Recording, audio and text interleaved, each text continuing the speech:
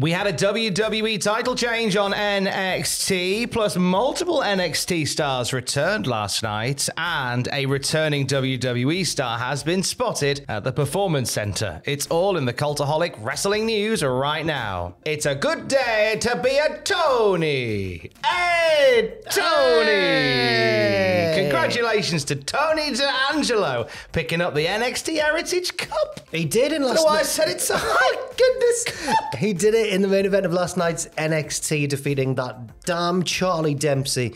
2-1, British Rounds rules, Heritage Cup rules.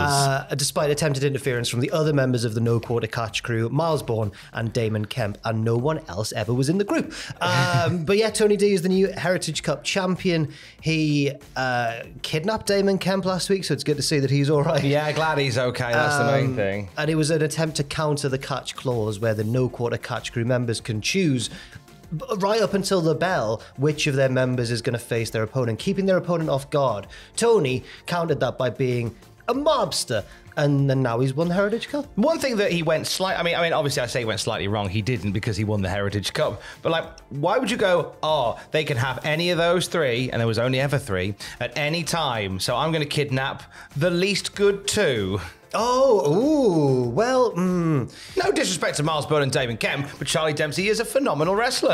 In kayfabe, Miles Bourne is the rookie. That's his gimmick. So yeah, it would have made more sense to go for him instead. But hey, what do we know? Because Tony only went and won the Heritage Cup anyway. Lovely photo of him and Shawn Michaels afterwards. Shawn congratulating Tony on winning his first singles title in NXT. It'll be very interesting to see what becomes of this, because the Heritage Cup is usually reserved for shooters, amateur styley. We're taking catch as catch can, British wrestling, we're taking it seriously. Whereas Tony, although he is great in the ring at the same time, like most wrestlers are these days, he's more of a character. He's an overt gimmick, isn't he? Yeah. So he's gonna. I'm sure there'll be some wacky shenanigans coming up. Wacky things to come. Yeah. That wasn't how we ended NXT last night, though, because we saw Wesley, Ivar, and Josh Briggs all laid out in the backstage area, and it turned out it was Gallus doing the laying out. Gallus boys. They were well and truly on top. Joe Coffey declaring this backstage assault on the top contenders for the North American title as just the start. Good to see Barry back on our TV as well. Good morning, Barry. They've been very busy lately, haven't they? Well, that's because they've been off since February. They had a couple of WWE main event matches since then, but they've been particularly busy because, I was going to say word on the street, it was pretty much confirmed. There's a photo of them all hanging out together. They were training or helping to prepare The Rock for his tag match on night one of WrestleMania 40. So that's where they were, and now they've presumably walked back from Hollywood and they've made it to Florida and they're back. So congratulations not only on training The Rock, not only on returning on last night's NXT, but on traversing the continental United States at the same time. I love the photo of Joe, Mark, and Barry with The Rock. Like he's just joined Gallus. Does that count as Rock joining Gallus? Yeah. Why not? Why not? If Hornswoggle's in DX, then The Rock's in Gallus. Yeah. Sounds good to me. We had an update on the Women's North American Championship situation last night. Lash Legend and Sol Ruca earned spots in the 6-woman ladder match that's going to take place at NXT Battleground to crown the first ever Women's North American Champion. Qualifying matches continue next week. Do you have an idea on who you think should become Women's North American Champion first? Now, there's a few that I think it feasibly could be. Fallon Henley's just turned heel, so it could be her. Jada Parker looks very promising despite a lack of experience. Could be her. Sol Ruca was the one who finished top in the combine they did to determine these qualifying matches. She finished top, so it could well be her, and she's got this crazy finisher and limitless potential and all that sort of stuff. I'm trying to think who else we mentioned on the podcast. I think Matthew gave a shout for Michin from the main roster. She was involved as well, and I think his point was it would lend it an air of instant legitimacy with someone from the main roster winning it. But it could be many. I want it to be my girl Fallon Henley, despite her recently turning heel. I do believe it's going to be Sol Ruca. I really do. As you say, she was number one in that combine. She pretty much beat everybody's score in everything. You could call it a combine harvester. And I think she's going to do some wacky stuff off the ladder, which is going to get her to the title. I think she's going to do some wacky stuff, certainly, but I think the mid-card sort of position of a new title is tailor-made for a heel. I don't know, though. I could well be wrong. Adam Cole was the first men's North American champion, so we'll have to see where it goes. We will see. From a new title to a new TV show for AEW, possibly. What's going on, Jack? Fightful Select have shared an update on AEW's current TV deal, and in doing so, seem to have learned that another AEW show could be on the horizon. The Fightful Select report says, we're told that the announcement of a new deal is expected to be kept very close to the vest, and summer or fall, which is American for autumn, could be a more likely announcement point. The exclusivity window between AEW and WBD, Warner Brothers Discovery, I assume, continues into the summer, though we don't have a firm date on when that ends. Both sides were very complimentary of one another and the process based on those we spoke to. So at the moment, it seems like, yes, it will be renewed, but there's more to this story as well. Yeah, and we'll get to the other little bit in just a moment, but there could also be a change to pay-per-views as well. WBD sources telling Fightful Select that WBD have had a lot of interest in adding AEW pay-per-views to the Max slate for quite a while. The two have been in talks for quite some time about what that deal would look like. There's been proposals being made as far back as last year. It was noted that almost every deal that WBD does with Max has Max in mind, I should say.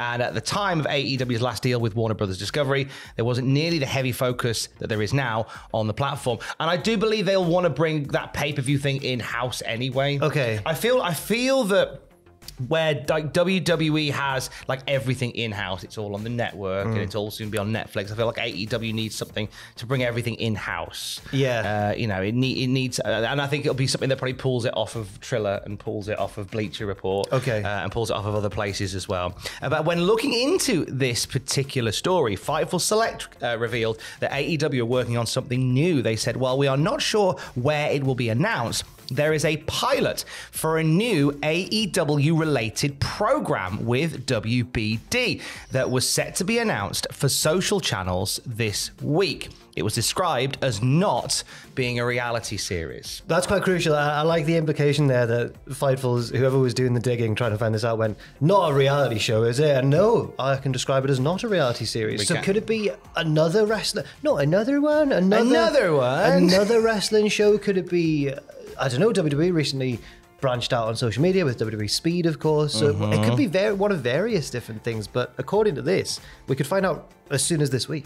Because we can find out as soon as this week. We'll keep an eye on that one for you, most definitely. WWE looking to bring back a Hall of Famer by the looks of it. This was something that was reported in numerous outlets over the last couple of days, but an interview with the guy in question that happened yesterday says that the process is quite far along. Yes, we're talking about former Minnesota Governor and WWE Hall of Famer Jesse the Body Ventura, who revealed in an interview with WABC's Frank Morano that he is currently in discussions with WWE for a new Legends deal. In the interview, Jesse Ventura says the contracts from WWE are they're with my attorney right now. I went for it, and I don't know how I feel about it. Ventura didn't reveal what his potential role could be, but didn't seem interested in the idea of commentating again, so that's fair enough. I think that would be quite strange if they're moving so much more modernized with this sportscastery type thing, aren't they? And yes, they've got people like Barrett and more character-based people behind the desk, but Ventura is such a throwback that I feel like that would be really jarring. Yeah, I don't think so. I could see it being. I love him on commentary back in the watching old stuff, but it didn't. I don't think it would work. I could see it being a WWE Legends deal that maybe utilizes his voice for future video games. Yeah, right, yeah. To give that old school style, a Legends deal would allow them to put him in video games and make action figures about him, clothing and official merch as well. They basically sign a deal that means that they can use their likeness for whatever. But as we say, it's still in the works because there's been such management change within WWE. Jesse Ventura has said, as Jack said, the contract is with his attorney. Do you know why he's given it straight to his attorney? Why is that? He ain't got time to read. Yeah. Thank you. We'll end on this one. This is another guy that's been floating around the WWE rumor mill for some time. Looks as if he is very much on the way in. Yeah, this comes courtesy of PW Insider, who say that Eric Rowan has been down in Orlando at the WWE Performance Center this week. You and Ross did a video the other day, didn't you, looking at like Was it you and Ross? Oh, I don't know if it was me. I've not been on these for a couple of weeks. I think it was I think you wrote the video. I think I think you put the video together with all the notes of all the. May have very well done. Rowan got mentioned. There was a little Rowan hint potentially in the Uncle Howdy stuff from Raw. There was one of the pictures that was in the link from that QR code that looked like it could be the sheep's mask. Of Eric Rowan. He seems a shoo-in to be involved in this. It was a few weeks back that he said due to new contractual obligations he can't take any more independent bookings, which was a bit of a giveaway for what was forthcoming. And the fact that it's all Uncle Howdy stuff, I can't see him turning up in TNA or AEW at this point. It's got to be involved in this. He's very much a founding father of the Wyatt family story, and I think he'll be a key role in that. Down at the Performance Center this week as well. Well, that's a foregone conclusion that Eric Rowan is on the horizon. Yeah, surely. I'd be very interested to see how they would fit in with Triple H's new style of booking in the absence of Vince McMahon, because Triple H seems more sensible. And I think one thing that always kind of let Bray Wyatt down, unfortunately, was the fact that Vince would take a good thing that Bray had presented and then kind of repeat it ad nauseum. Do you remember that time when every week of Raw would end with a spooky thing? That was weird during lockdown. It was a strange time. And then Vince would it felt like overindulge with it, whereas Triple H is going to have to find a way to slot it into his current product without rocking the boat elsewhere. It'll be interesting to see The issue that we had with that is because we kind of saw Triple H steering the Bray Wyatt character when Bray returned. Yeah. And we had that sort of late November to late January period where we had like a little 3-minute segment every week on SmackDown, but nothing really progressed, and it left a lot of people quite jaded about the Bray Wyatt thing. So when we got to the Mountain Dew pitch black match, there was no forgiving it. No. So you've got to. It's such a fine line to walk. I love that this stuff is back. I am hopeful that we can find that sort of secret formula that allows it to not be too corny, not be too elongated, somewhere neatly in the middle. One can hope. We're in the middle of the week, which means, are you twitching tonight? Yes, myself and Owen will be on twitch.tv/Cultaholic from 6 p.m. UK time. Up the Swans. We are second in the league. We took on second place last week and they beat us, so now they're first and we're second. But it's fine. You're okay about it? Yeah, it's all right. It's all right. You can join. Those lads let me down. They're a bloody disgrace on that pitch. Saw a great interview with, I think, Spurs manager. Ange Postecoglou. That's him, yeah. How was that for you? It was a football match.